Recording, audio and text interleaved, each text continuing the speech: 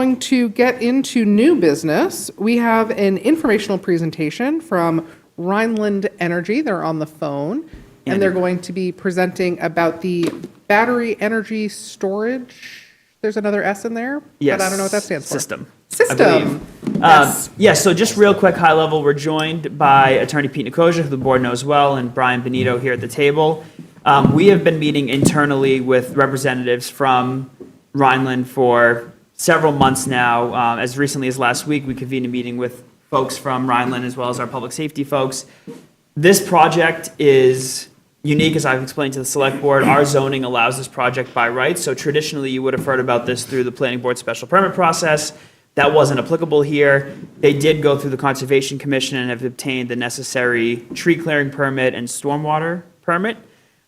So given the curiosity around this, I thought, and Brian agreed, that a presentation from them to just kind of walk through what the project is, some of the safety features. Chief Russell is here particularly for this item, and I know they've got a host of other people. So I'm going to turn it over to Brian and Attorney Nicosia, and certainly once the presentation is over, they'd be happy to answer questions. Thank you. Thank you, members of the board. Pete Nicosia on behalf of Rhynland Energy. As Colin has indicated, we've had several meetings about this project over beyond a year. We've had departmental level meetings. We've had some public hearings. So I think the project is pretty well known to the community so far, but I think this will serve as a very comprehensive overview of what this project is and what it can do for the town. So in an effort to try to be as transparent and comprehensive as we can, we've brought a full design team with us. Some are virtual, some are here. So Brian Benito, who's the principal of Rhynland, is here, and Brian, you can introduce all your other team members that are. Thank you, Pete. Chairperson, members of the Select Board, Colin, and thank you so much for having us. My name is Brian Benito. I'm the Vice President of Development at Rhynland.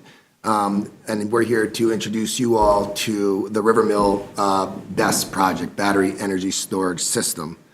If you want to go to the next slide, I have a few slides here. I'm also joined online by our environmental consultant, Mark Bergeron from Epsilon. Behind me, I'm joined by our engineer from Langen, John Perry, and our safety specialist, Chief Sean Morris. And we're, as Pete had mentioned, we're happy to take any questions after this, but just a few slides just to kind of set the table here. Here on this first slide is kind of an overview of the project. So the project, we have the land secured at 406 Middlesex Road. You all are probably quite familiar with that property. It was a former development, approved development project here in town. When we learned that that project was no longer viable, we quickly reached out to the landowner, who happened to be a landowner we were already negotiating property with on the southern part of the transmission right-of-way there. In this picture here, it's a rendition that we put together of what the project will actually look like. It's a substantial project. It's 500 megawatts. For scale, you'll probably see that be comparable to like a nuclear power plant, a smaller one. So anywhere between 500 and 1 gigawatt would be a nuclear power plant. So it's a substantial amount of a project there. It's a 2,000 megawatt hour project. So essentially that means that this project will be able to discharge 500 megawatts continuously for 4 straight hours. These projects are highly sought after for the Commonwealth due to the fact that they really help bridge the gap between the intermittency of renewable energy. And as we all know, the Commonwealth is very strong on trying to get more renewable energy into the system to displace the traditional historic fossil fuel usage. This technology here is so coveted because it helps bridge that gap. So essentially when the sun isn't shining or the wind isn't blowing, the batteries will have that power to make up those shoulder times. Essentially what's happening right now is, particularly with solar, there's a lot of solar penetration in the Commonwealth. That solar obviously works during the day, and the load is really kind of in the evening, right? So traditionally what would happen is they'd either have to curtail that solar power because there's nowhere for those electrons to be used, or they would just not turn them on, essentially curtail them. With our technology and with this industry, we're able to now take that excess power, hold it, and then dispatch it when those peak load moments are happening. Currently and traditionally, those shoulder periods, those peak moments when everybody comes home from work, essentially are used the power is being met by fossil fuel generators. And these are called peaker plants. They're rapid plants. They're able to turn on pretty quickly and turn off pretty quickly. And they are traditionally either oil-based or natural gas-based. Just a few other things about the project. As Pete had mentioned, we've talked with town council early on, and this was established as of right. It's in the industrial zoned area of the 406 Middlesex property. It's really important to note that this project has been awarded through Massachusetts' first solicitation for this sort of energy. So Massachusetts has put forward a program, and every year they're going to be soliciting a certain amount of megawatts of storage to help them meet their target goal of 5,000 megawatts by 2030. This project was one of 4 that were awarded in the first go-round.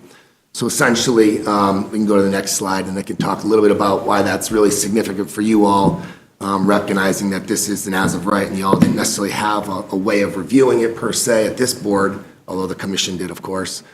This comes with some increased levels of checks and balances. So when we put forward our 83E, the DOER proposal, Department of Energy Resource proposal for trying to get this project accepted, we made all these commitments to essentially all the regulations that you would have put on the project were it to become before you for a site plan review. So I think one of the things we want to make sure that you all understand is that this project is highly reviewed already. It's been reviewed through the Conservation Commission, through a stormwater and tree clearing permit. And we just wanted to really introduce you all to it because, think that's the right thing to do. And certainly when Colin suggested that, we were happy to come here and do that. So this slide really just shows that award was granted in July. And we're pretty excited to have been one of the 4 to receive that award. It was about 1,300 megawatts for total award in this first solicitation. Go to the next slide, please.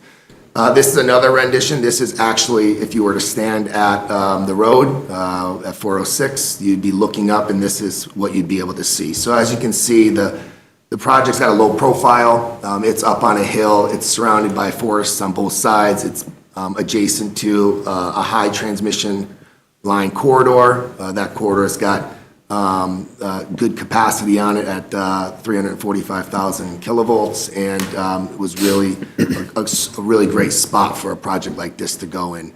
As you can see, we're proposing to have a gradual gravel road going up. There is some bends associated with it due to the elevation change. And in the front here, you can't actually even see it, but there's some stormwater ponds there.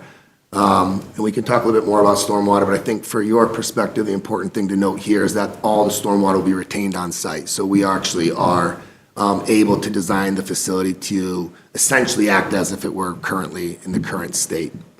We are currently working with Mass DOT to get a curb cut. Although the property had a curb cut for the previous development, obviously that lapsed when that project became not viable. So they're reviewing this just as they did that last project. It's important to note, though, that unlike the warehouse facility with hundreds of employees and box cars coming in and out to move product, this is an unmanned, quote-unquote, unmanned facility. So this, we're not proposing a stoplight like that was previously proposed here. The most traffic you're going to see in the 20-year lifespan of this project will be during construction, obviously. And then after that, it's just purely for maintenance purposes, which we're talking about at that point, a pickup truck or a utility van, 1 or 2 of those for the battery technicians and electricians, landscapers and the like to go up there to do the OEM or the original equipment manufacturer maintenance schedule, required maintenance. So really just want to highlight here limited burdens to the town in terms of your infrastructure, schooling, and all of that. So we really think it's a good project for the community. Next slide, please. We did want to touch on safety. We at Rhynland, we develop these projects now. We've been developing since 2019. We've got a very mature portfolio in Long Island. So we are very acutely aware of the safety and the sensitivity around this technology. being quote-unquote new, although it's quite mature. It's obviously new every time you bring it to a new community that doesn't have something like this. So as such, I wanted to put on here just this one slide. It's a busy slide. I know you guys have this printout you can look at further. I brought Chief Morris, who's very... Switch seats with him right now and let him come Yeah, up. why don't you come on up, Chief Morris? I'm sure you'll be the star of the show. But, this essentially is just showing that this project is being designed in accordance with NFPA, which is the National Fire Protection Association's code, right? And this is the code that's nationally being used. It's reviewed by professionals like Chief Morris and others to ensure that what products that are seeking this label, this NFPA certification, are all being treated and reviewed and analyzed in accordance with a standard process. That allows folks to have some sort of assurance that these things have been heavily tested. And some of the testing that Chief will get into are full-scale fire tests and all of that I'm sure you'll all be interested in hearing a little bit about. Next slide, please. And then this slide really is just meant to show that, this technology isn't new, but like all technologies, there have been failures, right? There's failures on our cars, there's failures on anything that's mechanical in the built environment. But what this graph is really showing is that those failure rates have dropped precipitously as the level and the amount of installations has grown exponentially, right? So this is the kind of graph that you really want to see when you're looking at a quote-unquote emerging technology, despite the fact that this technology is well over a decade or two old. So I think that's really what I wanted to just kind of give you a quick overview for. And like I said, we're really interested in hearing your thoughts and hopefully answering any questions you all may have. Thank you all so much. Yeah. I'm just going to put a microphone so if Chief Russell wants to come up. in case Oh, the board perfect. has questions. I'm going to open it up to the board for discussion and questions, and let's start with Select Person Marino. Thank you. So, thank you for being here. Appreciate that, first off. You said you have a mature portfolio on Long Island since 2019. So how many sites do you have currently operational down there? We don't have any sites that are currently operational. Our projects in Long Island are signing what's called the LGIA, the Large Generator Interconnection Application. That's the final step that any of these projects require to show that they can safely plug into the existing transmission infrastructure system without impacting substations or other generators or other storage facilities. So we're finalizing that right now in Long Island. So we are, among the more mature projects there. Now, I want to caveat that with, we're talking about utility scale standalone batteries. There are thousands of deployments in the Commonwealth. There's over 6,000 deployments of batteries. These are traditionally the ones you'll find in a house, like a Tesla Powerwall you might hear it sometimes referred to, or some other brand.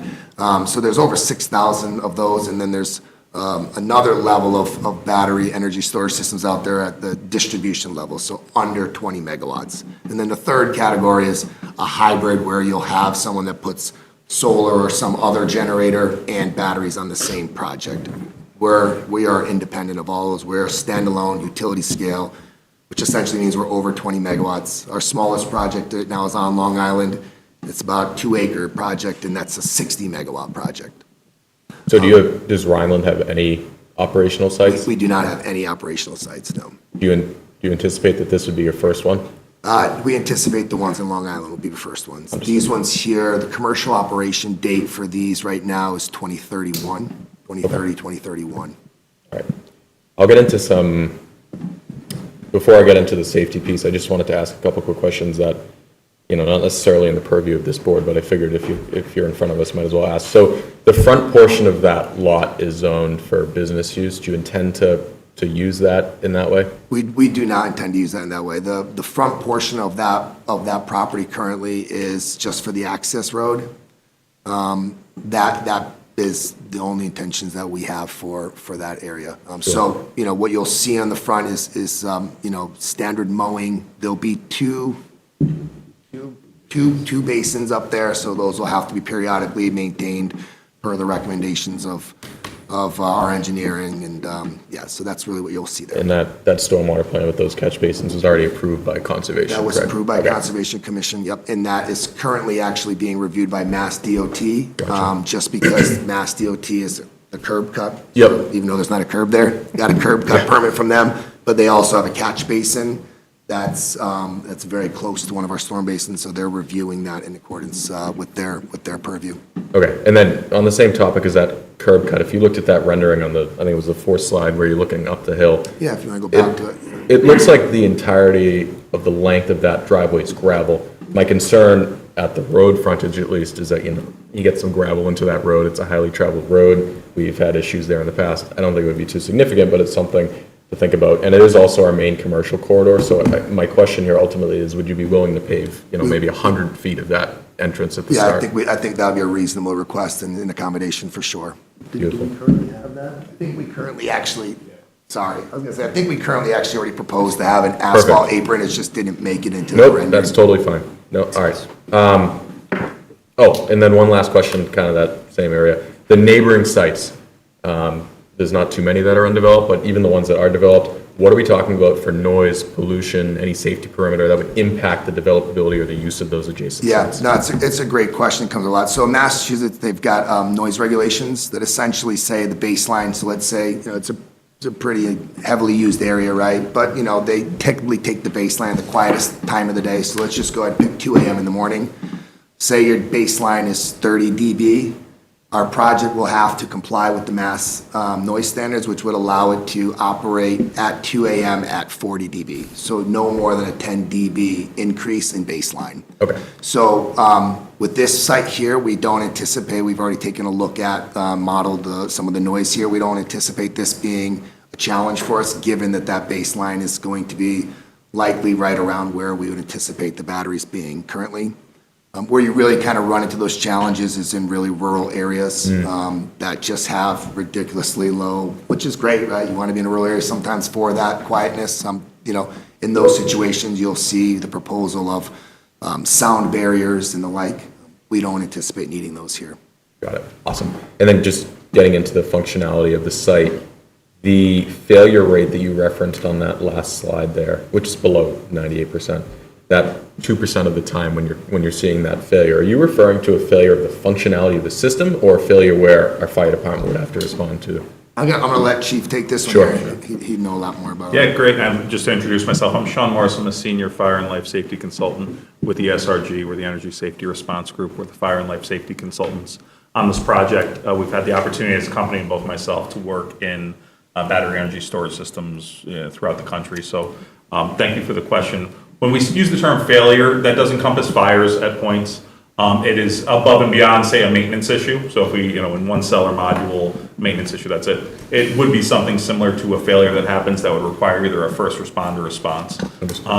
As you see in the slides, there's kind of two components of that. There's one where we see the failure rate of something of that significance as being very low. We know about between 30 and 35 documented cases in the U.S. of grid level BESS failures and fires that have happened.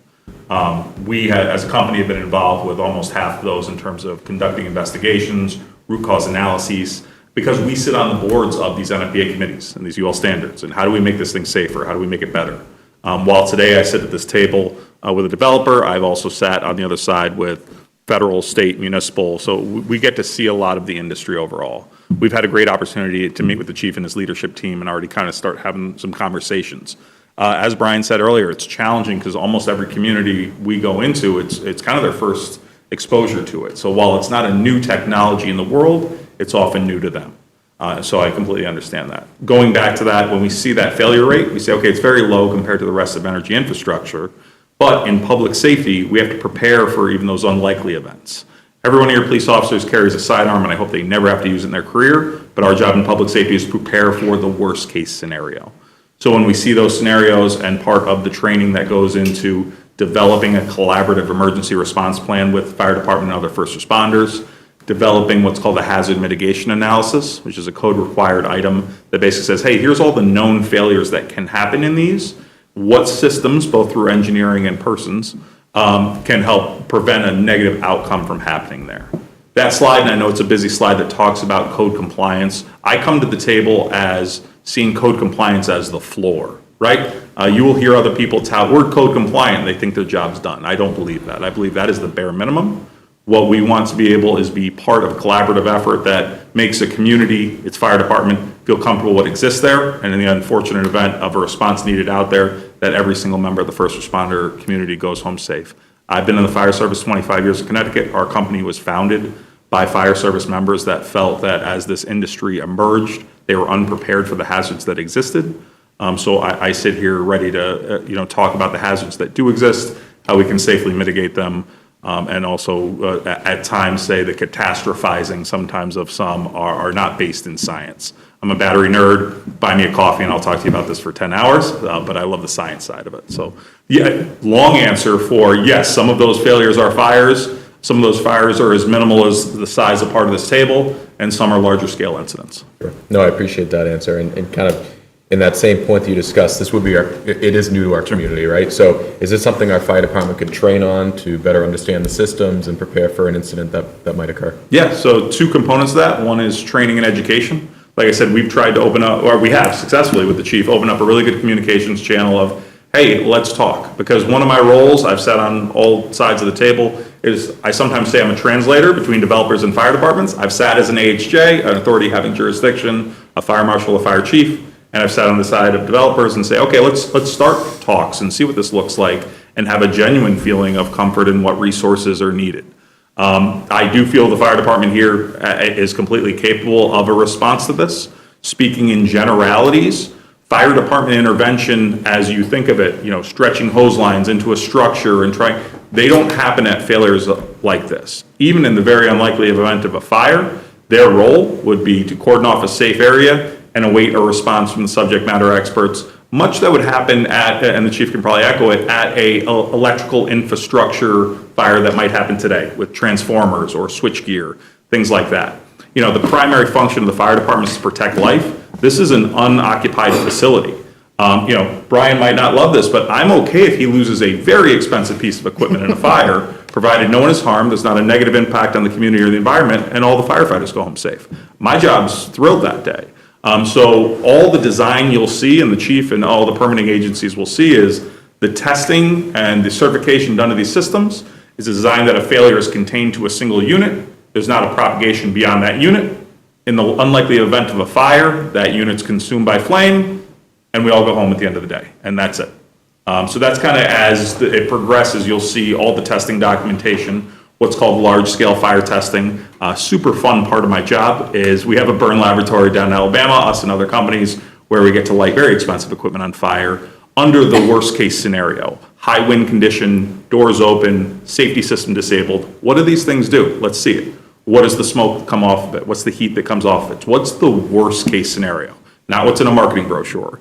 And through that, we can identify top-tier manufacturers and developers and say, okay, let's work with this. What are the guidelines that we can help teach the fire department to respond to this safely? A big part of that response is the development of an emergency response plan. I don't do cookie cutter stuff, right? So we meet with the fire department, we say, hey, in your community, what do you want it to look like at 2 a.m. if you have to go out there with the resources you realistically have to go out to an alarm or go out to, hey, somebody saw smoke or a larger incident. And that's not just, hey, we gave you a binder, put it on a shelf. We then come out at the expense of the developer and do training with the fire department on a recurring basis. Code requires that to be annually. So we come in, hey, let's refresh on it. Let's go out to the site. Let's walk it. Let's talk about emergency plans. Let's update things. Maybe resources or conditions have changed.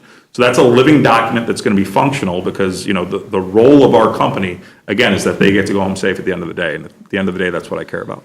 It should be noted that's also, that annual training is extended to mutual aid to the extent that you all have it. Yep. So it's That's not great. just for you all. Great, thank you. Just two more questions. Please take your time. So you brought up, again, the safety piece of it. It just came up into my head. Sure, someone's already talked about it, but wintertime, what are we looking at getting up that hill, for fire apparatus, something like that? Are you going to plow that road, treat that road? The property will be maintained year-round because the maintenance, frankly, we're not maintaining it really for failure because, as Chief mentioned, it's very low likelihood Sure. that that's going to happen given all of the testing, the full-scale fires, the revision, if you will, of this technology. But it's for the maintenance, right? So maintenance has to go on year-round. So we have to have access to that year-round. So it will be maintained year-round. Great. And then last question, security. Somebody wants to go up there, get into one of those units. It's a great question and actually came up in our initial meeting. So what we've committed to doing now is actually putting in a gate at the base. It wasn't in our initial design. Frankly, we didn't think about it, but when it was brought up, I was a kid once, sometimes kids get rambunctious and want to go play in the woods, right? So we're going to have a security fence. The entire facility will be fenced off, and then there'll be a fence within a fence for the actual high voltage equipment. And then, in discussions with chief and your police chief, we've committed to actually putting a off the road, off the paved apron, if you will, one of those what you typically see like on a right of way, one of those barriers. Great, great. I should also, sorry, one more thing with safety, I should also note, it will be a lighted facility as well. The lights won't be on all the time, they will be motion activated lighting. They will be in compliance with night sky criteria, which essentially means they'll be, directed low, they'll be positioned, not like flashing all the way up, and they will come on as needed. Awesome. Yeah, and even to accentuate that, the security goes beyond even that fencing in that the equipment itself, if you kind of picture something the size of a Connex box, all equipment, being the batteries and the balance of system, is behind locked cabinet panels. Even if somebody were to be that bored one day and jump the 2 fences and scale the thing and go in, they'd be incredibly bored to see what they find. It'd be a bunch of gray boxes that are then again secured from a safety standpoint and also a general security standpoint. Yeah, and just finally along those lines, because you had mentioned Connex box, I don't know if that's like a generally known term, it's essentially a shipping container. So these, you can think of these as those big shipping containers you'd see on a cargo ship. That's what these are, that's what these really are. And they're rated as such, they got the IPF rating 65, which means that they can be out in all temperatures, tundra to the desert to the Arctic.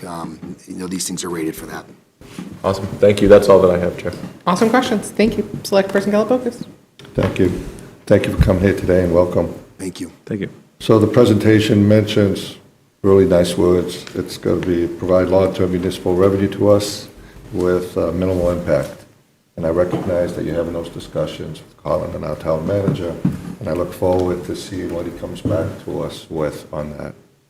That said, you've mentioned a few times that battery energy storage systems, while you're familiar with them, they're new to most people, especially in our community, right? And we have to understand what those are and move forward. And I understand that you've been talking to various departments in our organization, doing your due diligence. The presentation that you sent us is great. Understandably, it's a high-level introduction. It's a question to our town manager and our community here. My expectation would be, as we go down this road, before we're asked to make a decision, we'll get a more complete understanding of this project, right? So we're clear, there is no decision for the select board to make. None. This is simply informational. Okay. So as we, not the right word, sell it, advertise it, share it with the select board and the residents in town, I would suggest that be a little bit more of I imagine there will be a little bit more of a detailed presentation that talks about the things we talked about in here in like one spot: safety, what happens in case of a fire, these visual renderings that you've given us, the noise analysis that you talked about. I would suggest for our residents and for us to be able to advocate for this project that we have these materials that we can point to and share with everybody, and point them to the appropriate people and share that it's gone through due diligence. I hear you that they have been, but it hasn't come before us, and I understand we don't have approval, but we're residents as well, and we want to advocate and get this moving along. So my suggestion would be to call it and to you that hopefully we will see a packet as a community at some point in time that talks about noise, talks about fire, talks about all the things that we talked about, so we can all go forward with it.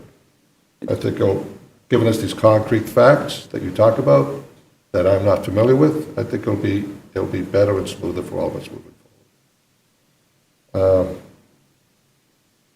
If I understood you correctly, Tyngsborough will be your second site that you go operational with. Is Long Island your first one? 2 in Long Island. So Two in Long this one Island. would be considered our third Right. most mature project. Okay, so Long Island will have the first 2. Are they as big as this one? They are not as big as this one. This one represents the biggest one in our portfolio at 500 megawatts. Will this one be bigger than those 2 combined? It will be, yes, sir. The reason I ask, I'm not a resident, so I'm not an expert, so bear with me.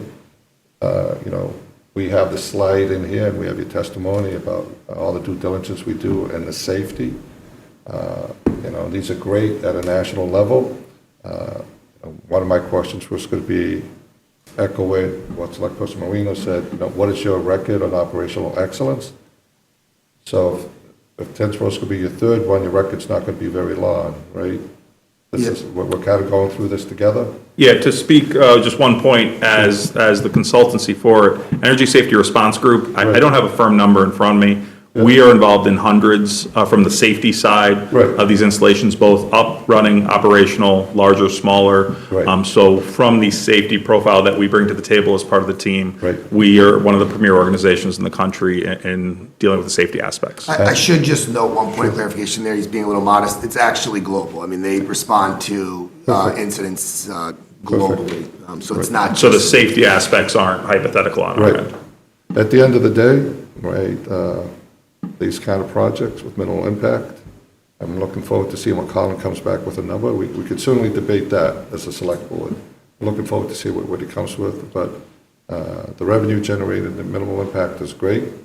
This being, for us and for our residents, new technology, and what you hear on the internet and on Facebook and in our communities, those questions come to us. Understood. Right, so my ask, or my suggestion to you all is that at some point in time, there's a packet that has all the safety things in there, the noise things, everything that we talked about, and one easy to read location, so we can familiarize ourselves with it, so we can talk to, with the elected officials out here, so we can talk to our town residents, and also maybe even be an advocate for you and allocate their fears, at least understand that we as a community have checked all the boxes, have done all the safety, and we're comfortable with it. Fully appreciate the comment, and I do want to assure you, we've already begun those those discussions Right. and providing that safety information. And, Right. we are, relatively early days on Yes.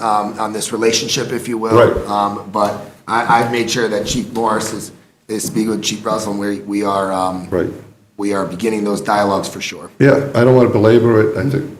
We hear you loud and clear. Yeah. We want to make sure that, frankly, you guys have been a welcoming community, and we want to make sure that the relationship is reciprocal. Right. And it's important to us that that relationship extends beyond the commissioning of the project as Right. well. Like I said, that extension to the fire department, the development of the ERP, that informational, it doesn't end the day this thing opens. That's poor, relations. So that's a continuing Yeah, relationship. we all have a level of interest. You're the resident experts. Decommissioning is another, I'm not in this industry. I understand the government, and you are trained to do this, but it's going to be in our community, and again, we are the elected officials, and we have to have at least some understanding of the overall project and all these aspects that you readily can talk off the top of your head, which is all new to us, right? Yep. People are going to ask us, how long is the construction going to take? They're going to ask us what happens at the end of the 20 years.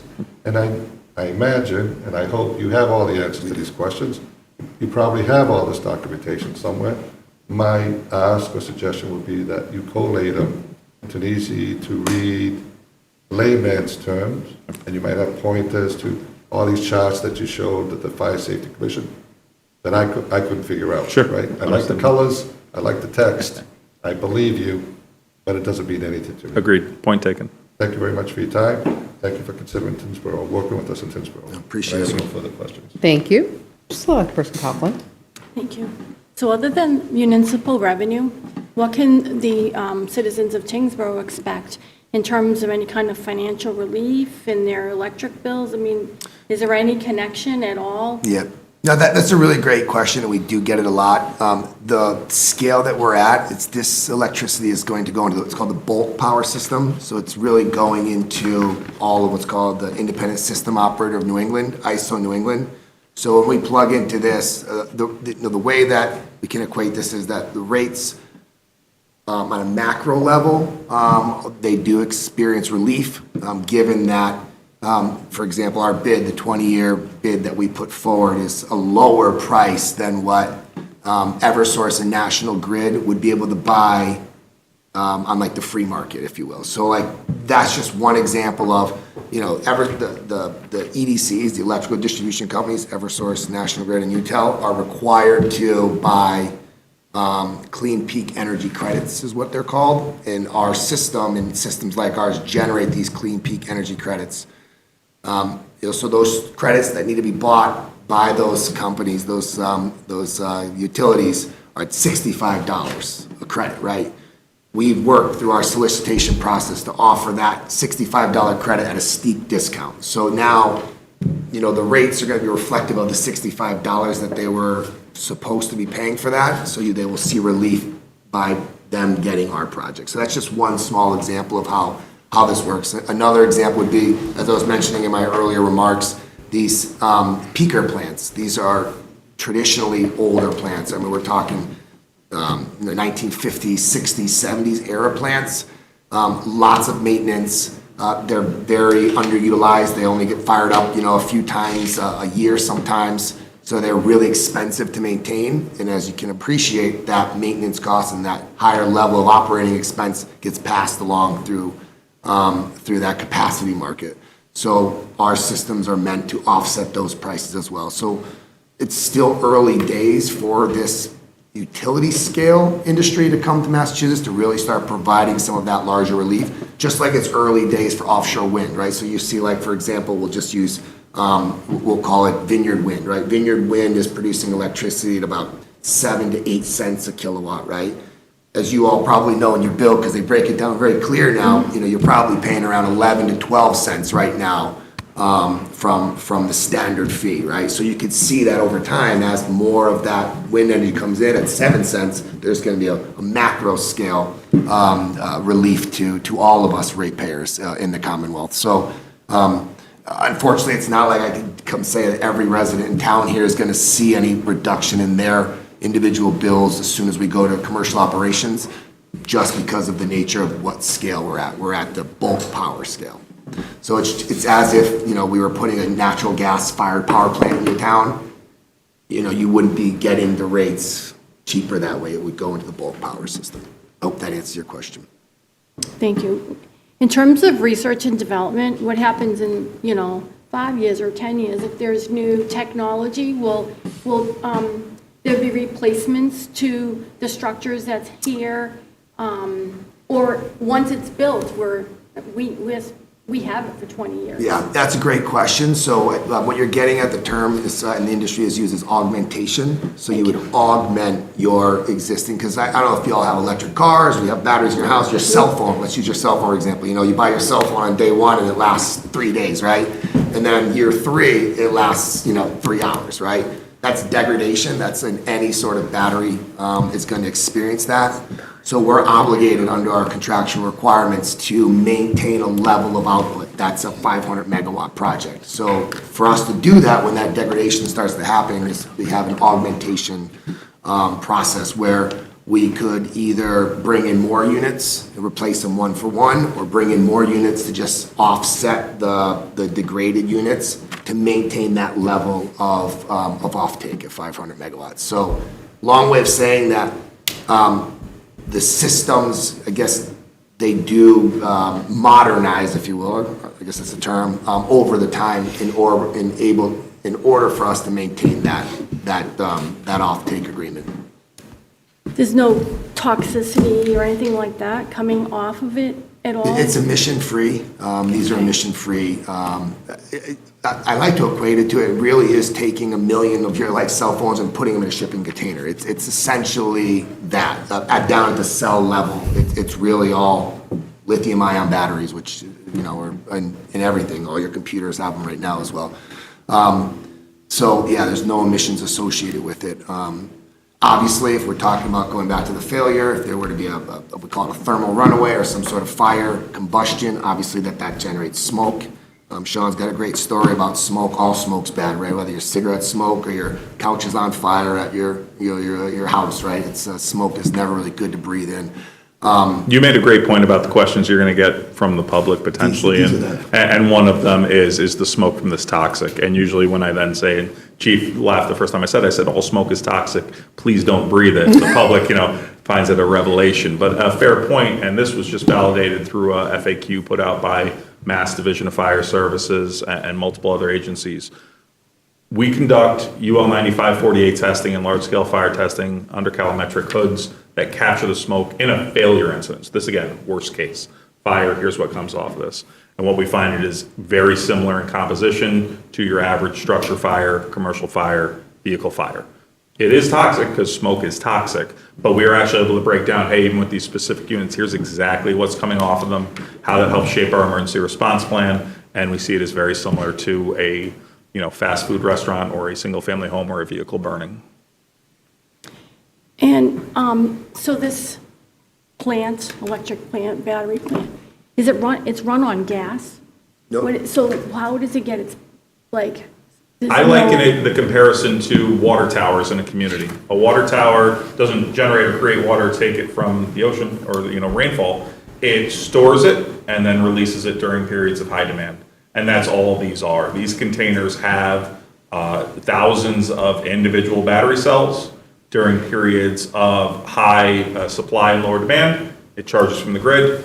When the grid requires a higher level, it releases it back out. So there's no generation per se on the site. It's purely the storing of power and the releasing of power, just like your laptops do. So your extension cord on your laptop plugs into an outlet. We are essentially plugging into that transmission corridor that runs through your town. We're adjacent to it. The right-of-way goes right past our property, and we will be it's called interconnecting. That will be our point of interconnection right into those existing lines. And that allows us, as Sean was mentioning, to charge and discharge. Charge from the line, and we discharge back onto that same line. Thank you. That's it?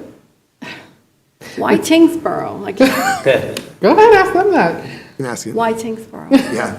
Why Tyngsborough? Well, so when we were looking for New England, we kind of zeroed in on Massachusetts because Massachusetts is very supportive of this. They're supportive of not just by saying it, but they're supportive by issuing an RFP to actually procure this power. So that's the main reason why we chose Massachusetts. And then within Massachusetts, it's a big commonwealth, right? So we then start looking at on sites, right? So we start looking at points of interconnection. Where can we plug into? So you can plug into two places. You can plug into a transmission line, or you can plug into a substation. Those are your two options. So we find properties that are in close proximity to that, because we want to be near it so that we can then limit our permitting, our landowner exposure, all that. We got to find a landowner that's willing. Fortunately, in Tyngsborough, you had a landowner that we had already found on the south part of the corridor that we were working with, and then when the north part of the corridor came in, we took that opportunity because we had known that you all were very familiar with that parcel. We also took that opportunity because it allowed us to be on the side of that right-of-way that we wanted to be on. So the line that we're plugging into is on the northern side of the right-of-way, so this allowed us to avoid having to go under or over one of those circuits. It's a multiple circuit right-of-way. And then we have to have a willing landowner. So those are kind of it. You have to have a willing landowner. You have to be able to find a way to plug your project into. Where you plug it into, there's a lot of studies that are done around, can you plug into this line? Because not every place you plug into has the ability to receive your project. These are very large projects with a lot of power. Not every line or substation has capacity. That's called headroom, available headroom on that circuit or in that station. So when all those things kind of come together, and then you find a landowner you can work with that's going to be able to kind of hold on and take this ride with you to develop it, permit it, procure it, construct it. I mean, that's a multi-year effort. A lot of folks don't want to sit on their property for multiple years while we go through this process here. When all that lines up, for us, Tyngsborough was one of those opportunities. Okay, thank you. Thank you. I'm really delighted by this. I think we certainly had, concerns, anxieties, the same things that you've described that I think any community would raise as concerns, especially when you are not knowledgeable about it. But this presentation was really helpful. And so I very much appreciate you coming before us, even though you were doing this for no reason, but just to inform us. And we have no say at the end of the day. I have to say, this is a very smart business to get into right now. I don't want to say lucrative, but I trust it as that also. But but it's really incredible to be at this crossroads of not new technology, but emerging technology and something that is only going to continue to be more critical. And I think you're getting in there at a time where you can be leaders. And certainly, I think your specialization in particular, wow. I mean, like, you are so smart for having left the work that you were doing I'd to rather do be this. lucky than good. Yeah, there you go. So I think that this is really a very compelling just position to be in. So I'm really glad that you're doing this in Tyngsborough and that we get to be a part of this work with you. One thing, going back to a question that Select Person Marino brought, just in terms of the maturity of your own model and that, there's nothing operational right now, I do want to make sure that we're clear with us, with the people at home, just because Rhynland hasn't operationalized, I think you've made clear this type of technology exists nationally, globally. Are there other sites, maybe that you are not managing, but that you're familiar with, that are at this similar size, that the 500 megawatt? Yeah, and I can speak to projects I'm publicly involved in. Yeah. But I use Carver as an example. The Cranberry Point installation, while smaller than this, is of a similar scope and scale, and went through the state level EFSB process, as have additional projects of a large size at this kind of grid level capacity. And they've gone through the entire permitting stand-up phase. I actually gave some contacts to the chief. I always say, I try and come with integrity, but I say, don't take my word from it. Go call these people and see how it's going. So, in this region, I would say Carver and Cranberry Point would be a similar type installation if somebody were looking for a comparable. Even though slightly smaller, it is a similar type of setup. And That's helpful. Chairperson, if Yeah, I may, please. I would also like to note that while Rhynland, we've only been around since 2019, we're made up of, I've been 25 years in the industry. I've had the good fortune of being in some emerging technologies. I worked in offshore wind for 5 years. Another, I think we would all advocate here, at least the Commonwealth, a pretty interesting and really beneficial industry. It's on tough times right now, so I was really fortunate to be able to pivot and come into batteries. It is very similar feel as that industry was. So I do want to highlight that as principals of Rhynland, we all come from various energy backgrounds and have been, I used to work at Eversource, and we got like a lot of publicly traded folks, and it should be noted that our financial partner, so we're the developers, we brought this opportunity to obviously someone to help us pay for it. They also have a lot of experience, not only in battery and financing batteries, but they are also made up of a bunch of former developers that are now just doing more of the financing of these sorts of opportunities. So, Rhynland is 2019, which frankly makes us pretty mature for this industry, if you really want to know the truth. Most of the other folks that you'll read about on the internet, are companies that were doing some form of other industry and have just pivoted to do this, or have used this to supplement their typically oil and gas business, to be honest with you. So I just wanted to point that out there. Rhynland, we don't have anything that we can point back and say, hey, let's go check out with the Rhynland flag on it, but we certainly have the experience to be able to deliver a project like this. I think that's ultimately what we were trying to get to. So that's really helpful. Thank you. Are you able to disclose your financial partner? Yes, we are. Segway Infrastructure Partners, so Segway is... We'll all look at that. Great. Because Because I think... And we're happy to share that with you. I will follow up with Colin and make sure you guys have that information as well. Awesome. Our vice chair isn't with us tonight, but he did send some questions along, so I'm just going to ask those. And I think similar to what you were just describing, I think also what Select Person Coughlin was getting to, he raised questions about, like, what do we do about the possibility of you going out of business before the end of the 20 years? And I think that probably seeks more, it does speak to your business, obviously, but I think really the financial side is probably what his concern is, making sure that there's equity to back this. Yeah, and I think that's a very fair question, right? I mean, many of us have seen a lot of these kind of fly-by-night solar developers, right? They'll come to your house, they'll put up a solar system, and then they go out of business, right?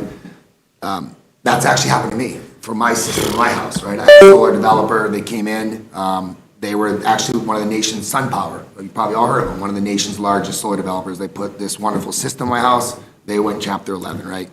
I didn't notice anything because it's still an asset, it's still contracted, it's still generating revenues. Somebody came in and they just said, all right, SunPower, thanks for giving us a discount on your business, we'll buy the whole book, and now they operate it. Seamless, never lost power, my bill changed and that was it. Very similar scenario would happen here if we were to go insolvent, which obviously we don't expect to. You know, that this is still an asset that is highly coveted with a 20-year contract. So, you know, if Rhynland were to, you know, skip town, if you will, then there's certainly someone that would come and take the sale. They would take the discount and they would run with it.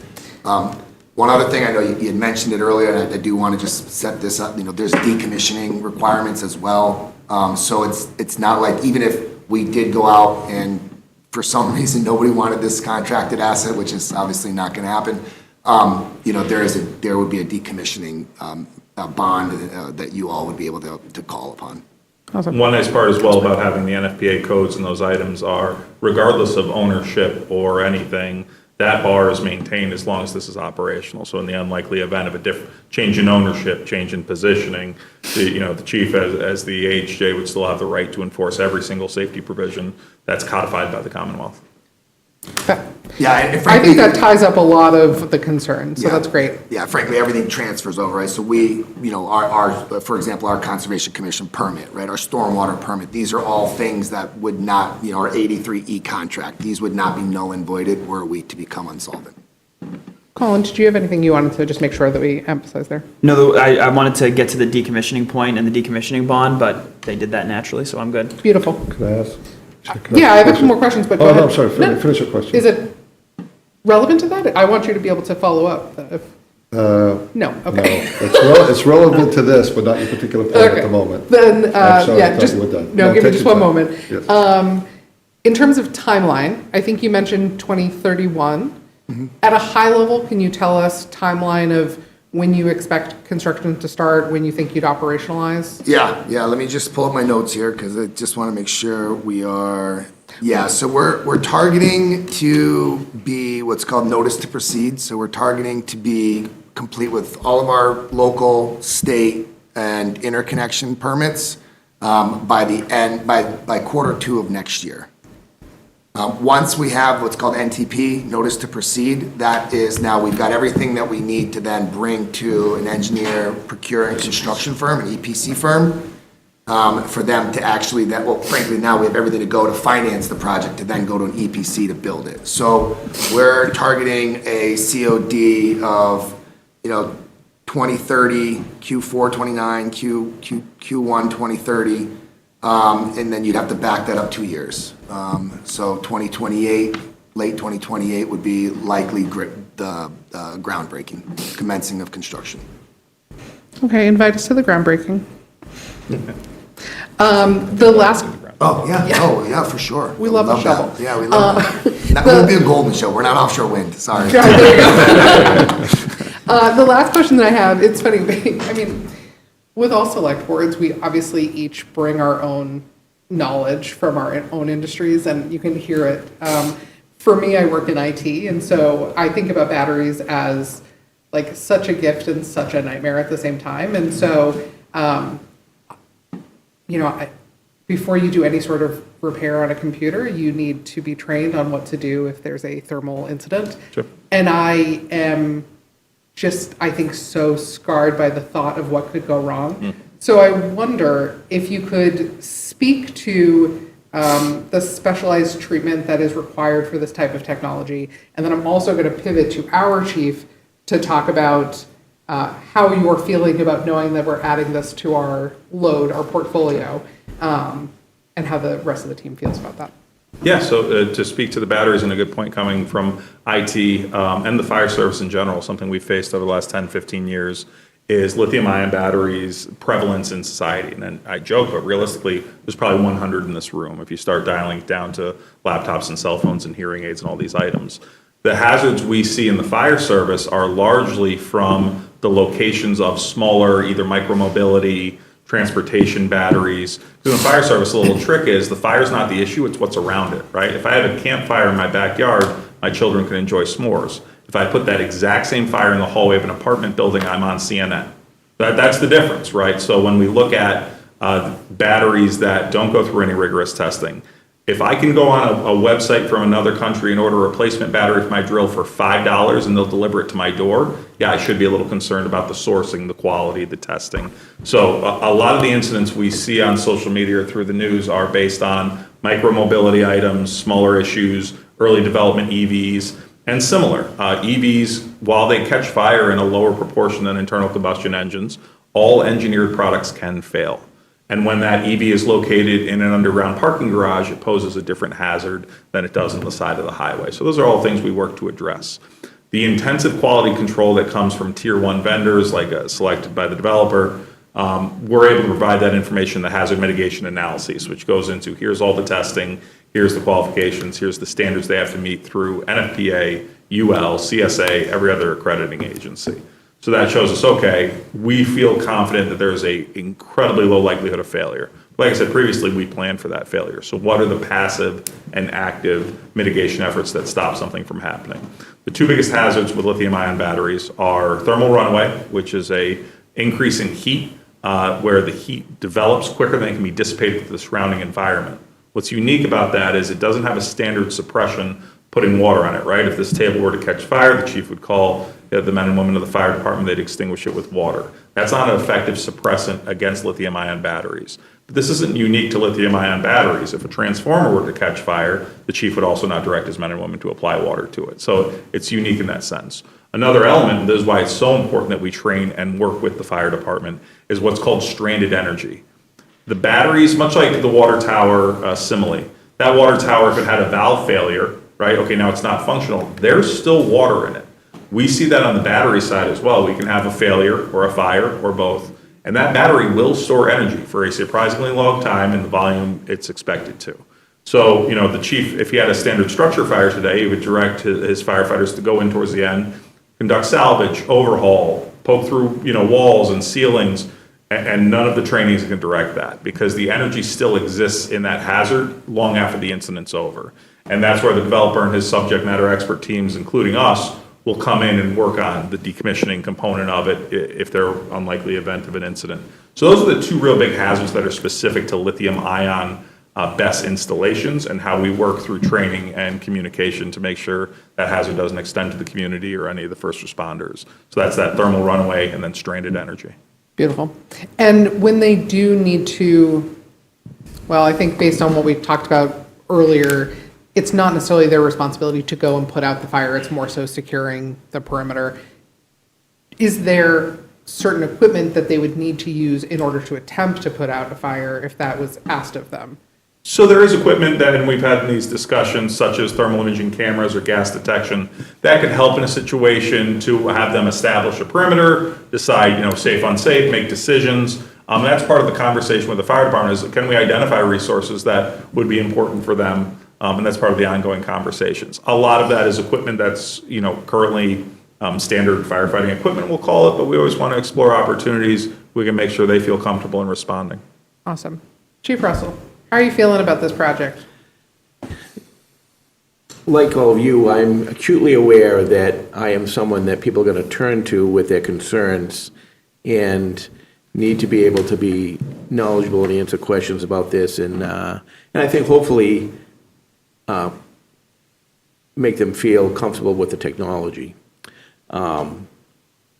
So, a couple of things that give me a little bit more of a comfort level than anything are, one, that the facility is not near any residential, critical facilities, even commercial areas where they would potentially be impacted. The other really biggest factor is there's no building. And I don't know if it was clear through the discussion, but even these containers, Connex or shipping containers, they're made in such a way that when you open the doorway to them, you can't step in. It's a container that's full of equipment. I mean, maybe a technician can put 1 foot in or something like that, from what I've seen. Not even, yeah. It's so there's no entry into a confined space where products of combustion can build up. those are hazards that we deal with on a regular basis, in fires, in building fires especially. So those two things make me comfortable that it doesn't have a greater inherent risk to us than what we probably deal with now. Our priorities to an incident, a fire incident or something like that, is number one, life safety. Number two, incident stabilization, stopping it from getting bigger and spreading. And then number three, property conservation. When we look at this scenario, everything working appropriately, there should be no life safety concern responding to even a fire that developed in one of the containers, it spread to another container. There should be no life safety concern. And so our risk analysis would be that we wouldn't risk a firefighter's health and safety if we're not going to actually, get the benefit of saving somebody's life. In our discussions, we talked about, my job is to recognize that all these mechanisms in place and systems in place, I think you said it, engineered products. They can all fail. Can all fail. And so what happens when the system breaks down? That's typically when I get called. So what about the technician that has a medical emergency or makes a mistake and there is a thermal runaway with somebody there exposed? The vandal that climbs both fences and gets in there and, is an environmental terrorist or just a punk. I may have to go in and save their life. Are we equipped to handle that? The fact that we're not going in a confined space, is immensely safer than going into a building to save somebody. As far as the fire is concerned, the way the project is built in the perimeter, my concerns would be for incident stabilization, as we've discussed, is potentially, during a drought situation, getting into a forest fire or the brush fire or something like that. We've talked about having, a perimeter road around the outside of the fence that we could get into it with a four-wheel vehicle and be able to get all around the structure, which I think they need for their maintenance purposes anyway. If there was a large fire and we had, or a small fire, we had to go in there and rescue someone for whatever reason, we would bring water with us because we're using that as protection from the heat. There is water, a good-sized water line right along Middlesex Road. I would like to see, and I think we've discussed, them extending that line to having a hydrant maybe up the top of the hill so we could tie into it if we needed to, for whatever crazy situation, need to actually flow water. Challenge then, of course, would be stopping my guys from flowing water when there isn't a life hazard, because really, we don't want to put water on if we don't have to. So those are some of the things that, and, while we talk about it being, it's a young technology, but, I became chief just under 10 years ago, and a lot of our training then was learning how to deal with these new electric vehicle fires. There's a lot of hazards with electrical vehicle fires that I'm still very concerned about. And certainly the firefighters are at risk whenever there is an electric vehicle fire, and the public may be at risk as well. Those risks I see as greater than the risks approaching a situation here. We have these battery energy storage systems in homes, in garages now, with people with solar inside a building. There's risks associated there. So I see those risks as greater to our firefighters than responding to an incident here. So that's my perspective. I think it's about putting it in perspective. What's my risk here versus what we do on a regular basis? Regarding equipment, we fight fire with water now. We have all the equipment we need to do that. There is water in the street there, which is a plus in Tyngsborough. We have gas technologies, I don't know if it's, I would say state of the art, but certainly modern gas detection technology. We have thermal imaging. The one equipment gap, I think, that in addition, we would certainly do more training. And I should say that the training, we have, many of my guys, including myself, gone to seminars and training programs at the Mass Fire Academy just on lithium-ion batteries. Usually we're talking about the micro-transportation stuff and car batteries and solar systems, but So it's not necessarily new to the fire service. We've been training on it for the last 10 years. The one equipment gap is we don't currently have drone technology, which I think would be a benefit for assessing a situation. There's a fire in the middle of that bank of containers. We're standing outside the fence. At least we can maybe look and make sure there's no one in there that's injured or needs rescue or something like that. But that's really the only thing that comes to mind. So that's my perspective.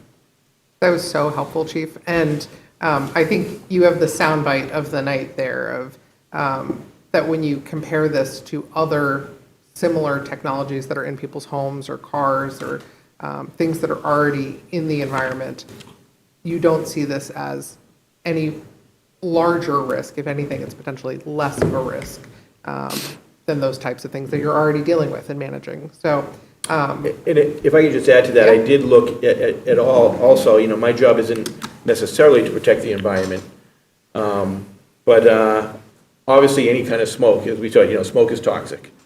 And I've tried to find evidence of, you know, the toxic smoke. So there have been battery energy storage system fires that have been very bad, and they typically, you know, the big one out in California there was inside a big warehouse building, and that was really what the problem was. But they've done a lot of monitoring, and, you know, I have not found evidence that the smoke that is emitted from a battery energy storage system is going to be more toxic or more hazardous to us than the smoke from most other fires we go to. In a confined space, yes, you know, hydrogen building up from a vehicle fire in a garage or a battery energy storage system in a garage, I'm very concerned about. In the wide open space, I'm not. that's really reassuring. When I think about if you puncture a lithium battery when you're doing a computer repair, you better not be leaning over that because you will be knocked unconscious and then you will catch fire, and that fire is going to be difficult to put out. So I think you make a good point that you're not contained, and that makes a really big difference when it comes to smoke inhalation. Yeah, okay, lots of things there. Select Person Calabocas. Thank you, thank you. So a question for our town manager, but as we're having this discussion, again, I've had maybe 3 days looking at your presentation. It's a 7-page presentation, so I have some questions. One more question while you're here. So we talked about EVs, Teslas, right? So my data points, you see on TV a Tesla caught on fire. It's on the side of the road. They kind of let it burn out. It doesn't go anywhere. I'm assuming what I heard from this presentation is if one of these storage battery, for instance, catches on fire, the goal is not to put it out, it's to let it burn out? Is that the correct understanding? Correct, yes, All right. that's generally. And something like that takes how long to burn out? So if you look at the large-scale fire testing, Yeah. generally speaking, you can see it anywhere from 2 to 8 hours, depending Okay. on the scope of the incident. Sometimes we'll see media reports that will, and I'm not saying it's erroneous, but they'll say Sure. the incident lasted for 5 days or 2 Sure. weeks. That is generally speaking to the company coming in and doing some Right. cleanup and things like that. But in the testing, we see it that hours So, response. so in this environmental plan and discussions that you have, that hopefully you'll share something in layman's terms for all of us, it's going to say things like, if there's a fire, it's self-contained, we let that one unit burn out, it takes X number of days. And if I also heard you correctly, there is a possibility that you could have a daisy chain effect, like one burns, it triggers another one, it triggers. Yeah, so the model of the entire system, the safety function, is Right. for that not to happen, Right. even completely absent any fire department intervention. Okay, got it, thank you. Yep. My question to our town manager here is, at the beginning, you corrected me, you said the select board has no approval methodology, and the chair, during your discussions, you said we have no say. So, can somebody help me understand, I understand there's state and federal approval, is there no local approval? And if there is local approval, who is the approver? Great question. So as I noted at the beginning, this is a use that's permitted by right under our zoning bylaw, which means that there's no use special permit. That's something you would traditionally see before the planning board. Sure. That doesn't exist here, so the use is automatically allowed by right. There were two local approvals that were required that I mentioned. There's the stormwater permit, which the Conservation Commission issued. Right. And the tree clearing permit, which also the Conservation Commission issued. So those were our only two local touch points, if you will, from a permitting perspective. If our zoning was different, and it required a special permit, likely by the planning board, then the project wouldn't be at the stage it's at unless it went to the planning board, they did site plan review, and they granted a special permit. In the absence of that, it's allowed by right. So the only local touch point from a regulatory perspective was the Conservation Commission. And if I'm understanding, Colin, because I've needed to think about this too, I was like, who decided that this is okay? I assume it's the landowner, right? Like, that person who owns that giant plot of land knows that they own land that is zoned for this purpose, that by right a utility can be put there. And so really, it's just a matter of like, you contacted the people that own the land and you said, hey, we'd like to lease this? and- Yes, so just right? a bit of color there. You know, the original parcel that we had south of the corridor was not industrial, fully zoned. So I don't know if the landowner really wasn't a landowner. That we go to landowners, you know, and just to be clear, like, we've got other development opportunities that are not industrial. So not every project, at least in the Commonwealth, is required to be industrial or even in New York. Obviously, it's preferred. It's a great opportunity if you can make that work. But not every town has industrial zones.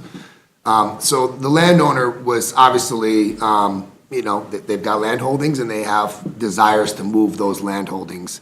And when the warehouse didn't work out, you know, that was an opportunity for us to move in and take advantage of contingencies, right? So we're using the same engineering firm, same environmental firm, so they have a lot of good understanding of the site.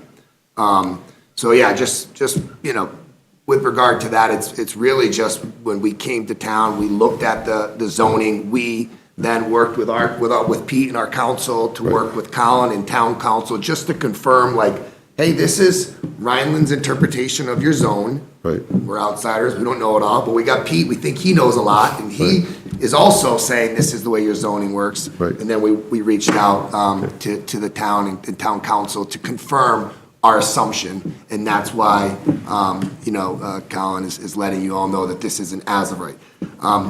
You know, but we did want to make sure that we still talk to you. We always had plans on talking to you. We're just kind of waiting for when the timing was right. And as Scott had mentioned, we have gone to Concom and allowed them to, you know, review the project under their specific regulations here in town. So I'm learning more by the minute. Just let me summarize what I understand. So make sure I get it right. So it's zone, it's applicable, you can do it, you need to follow state or whatever regulatory laws are out there to do it. You're talking to fire chief and police chief out of a courtesy, just to make sure you're aligned and what have you. You have no legal requirement to do that. We do, I don't want to say it's a legal requirement, but we have to work to make sure the ERP and the HMA are in I know I accordance. did those two. Okay, sorry, the emergency, yeah, go ahead. The emergency So, response. absent all zoning type items, Right. which I don't understand all of them. You know, the Commonwealth has still adopted fire codes, Okay. like you have for all types of buildings. So those are adopted statutorily, NFPA 855 and a litany of others. Right. The project is still, both upon construction and through its lifespan, required to adhere to those. Okay. And that can be enforced by the authority having jurisdiction, Okay. which is the fire marshal and the fire chief. So that those requirements are in place from the state level and enforced locally. All right, let me, Can you just elaborate for him on ERP and H?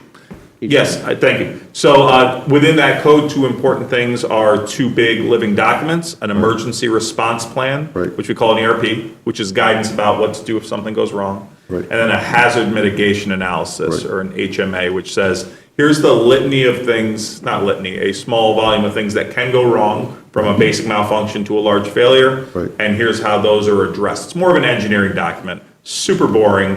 I know that because I have to write them, but it gives you some of that, and that's required by code. So even absent a zoning, state fire code requires the issuance of those. Right. Training the fire department's required by fire code. Right. There's a large section of requirements. so my takeaway is Conservation Committee, clearing, gave their approval.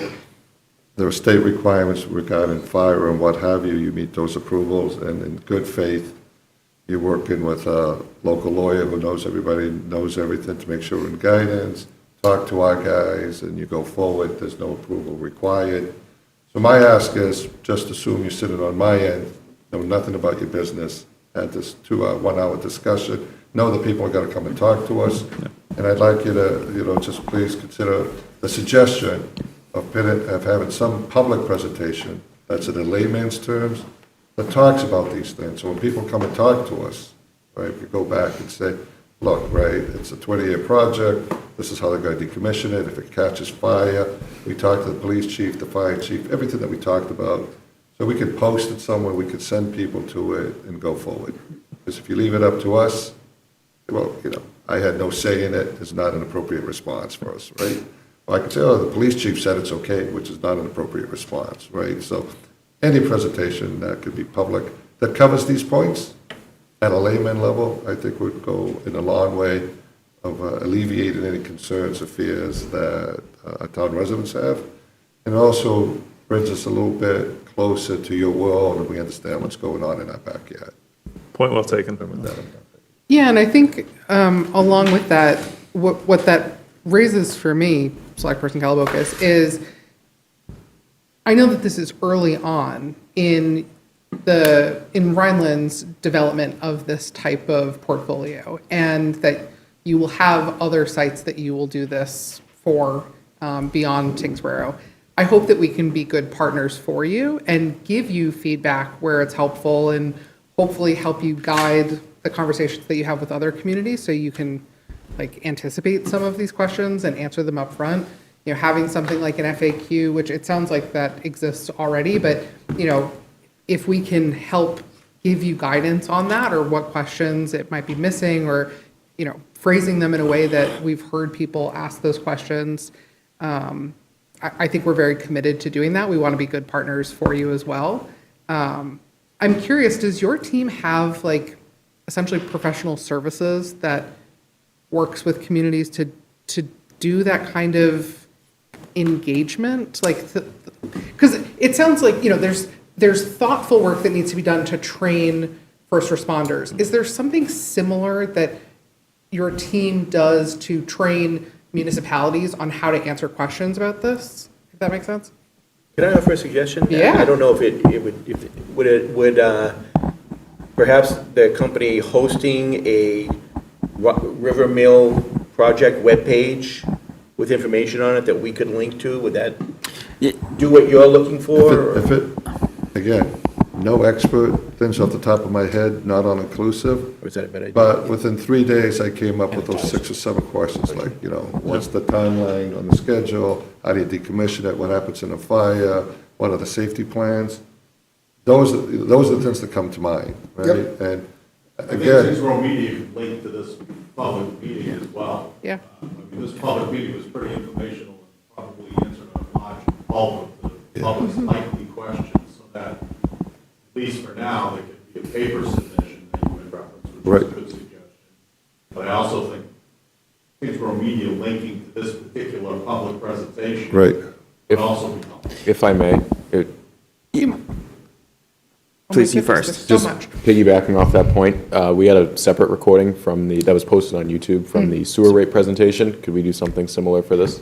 Absolutely.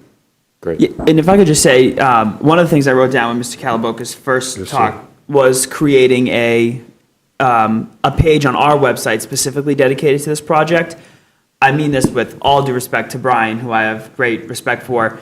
I think that if you're a resident who's concerned about this, the reassurances from the developer are probably not going to mean as much as if, I work with, again, I trust you, but if I work with the chief who people know to answer from our perspective, and it seems like the chief has the questions that you've talked about through something like what Mr. Marino noted, we did cut the sewer presentation into its own video and link that to a frequently asked questions page where all the answers are in layman's terms and we're getting opinions from local staff. I think that may help reassure people more than us just. I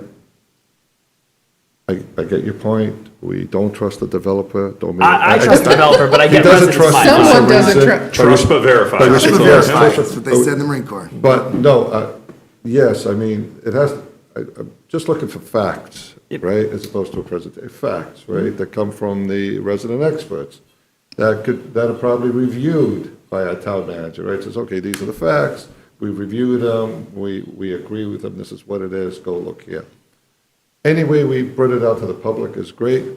To Attorney Nicosia point, having people watch this site is great.